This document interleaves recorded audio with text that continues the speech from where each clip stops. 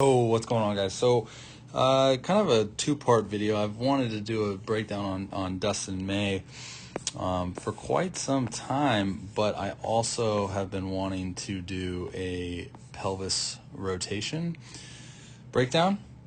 And why not kill two birds with one stone? Before we dive into this, guys, hit the subscribe button, turn notifications on. We'll be producing a ton of content here in the weeks to come, and by weeks I mean months, and by months I mean years. Hashtag content king. Sorry about it. So, like I said, Dustin May breakdown. Why does he throw so freaking hard? And then we'll be talking about pelvis rotation. So I talk a lot about hip rotation and how I think there's a huge disconnect in hip rotation mechanics and how some people think delay the hips.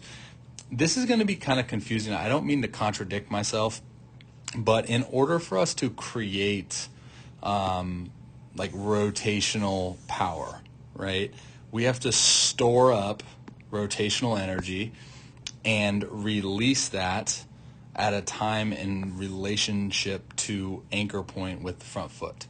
Okay, so if you haven't checked out all my hip rotation breakdowns, go do that because you'll have some more context. So the one thing that I look at that's a really good indicator, that's why I chose this video on the left, is how long can we stay grounded. Now this typically gives us a pretty good indication of the mechanics of the hips and the pelvis.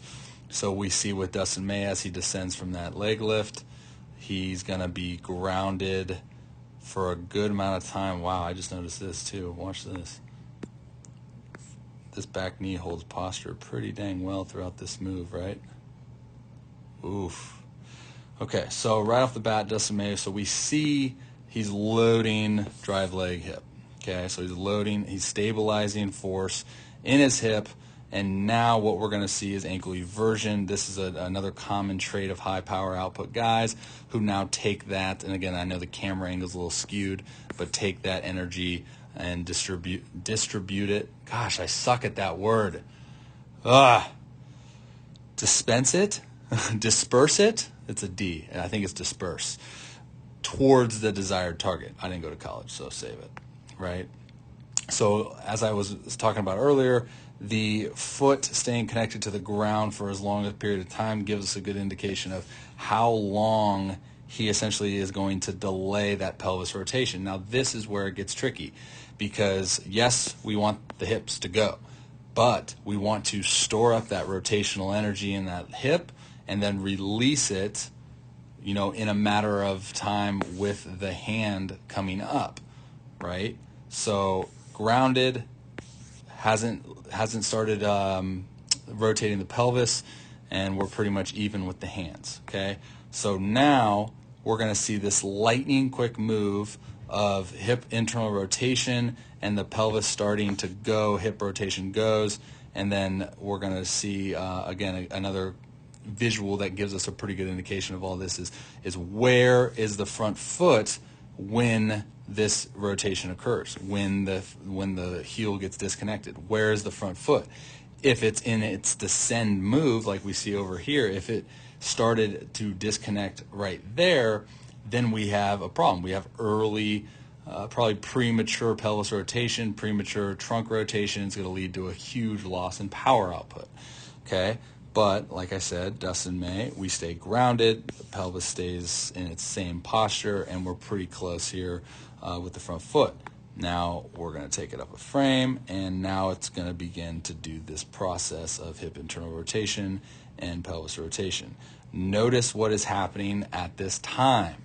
The hand is coming up, which means the trunk has been delayed. So therefore, if the hand was up here, which is early hand raise, early arm swing, the trunk would then start to rotate prematurely, which would lack a ton of separation and lack a ton of rotational power. Dustin May does a great job of having that internal rotation, the pelvis go, lightning quick pelvis rotation, and then boom, what do we got here? Holy smokes. Full hip rotation, and the trunk has yet to begin its rotation because the hand has climbed, right? So not only from Dustin May do we have an incredible accelerated pelvis rotation, hip internal rotation, but we also have this crazy amount of stretch due to the timing of everything, right? And now we've built up so much of this rotational energy that now it's just boop, release. Boop, release. And all his job now is just to stabilize on that front leg. Boom.